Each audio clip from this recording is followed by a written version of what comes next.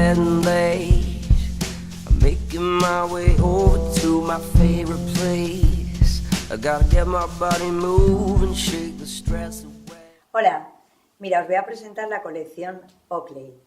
Y además, más que presentaros la colección, que ahora veréis algunas fotos de las gafas y son la verdad que muy bonitas, os voy a hablar de 3 cualidades que tienen que me parecen muy importantes.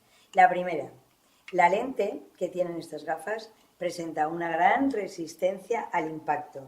Cuando digo gran es que se han hecho experimentos donde incluso proyecta sobre la lente un peso fuerte y la lente es incapaz de romperse. Puede ser que se ablande un poquito, pero nunca puede dañar al ojo. La segunda característica muy importante también, sabéis que es que protegen las radiaciones ultravioletas, tanto las A, que producen las quemaduras a nivel de córnea, como las B, que producen las quemaduras a nivel de la retina, e incluso las C, que son las causantes que llegan incluso a producir algún tipo de cáncer. Esto es la buena protección que tienen estas lentes. Por eso se usan tanto como para gafas de deporte como para gafas especializadas en cualquier tipo de condiciones de luz, sea una montaña, sea para la nieve, sea para esquiar, sea para tal. Y últimamente tenemos unas colecciones, como podéis observar aquí, son muy bonitas como lente de calle, como una lente de sol normal. Las lentes, las que son para utilizar para la calle, llevan el símbolo este de la O así encuadrado, y las de deporte lo llevan de manera ovalada, la O, el símbolo de Oakley.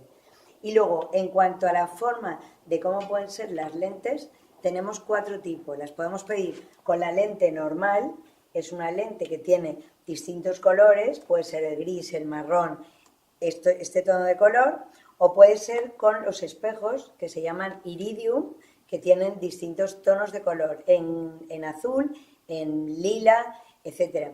Son los iridios, los iridiados, y luego puede ser también polarizada, sabéis que elimina los reflejos que nos vienen de las superficies, en el mar, en la carretera, y además fotocromáticas, con lo cual con la colección Oakley podemos cubrir cualquier necesidad de factor de protección muy importante para nuestros ojos.